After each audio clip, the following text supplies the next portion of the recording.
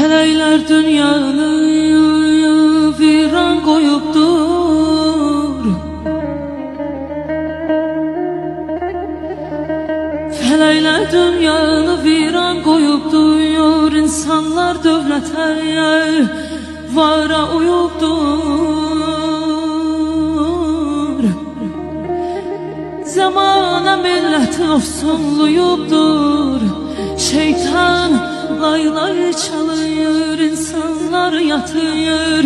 Diyesen dünyanın ahırı çatıyor.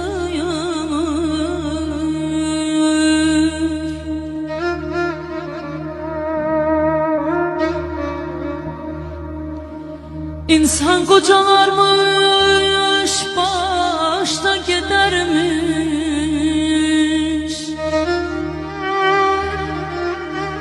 Ebedi dediğin daşta gidermiş. Kurunun oduna yaşta gidermiş. Hayat çok acı, şirine katıyor diyesen dünya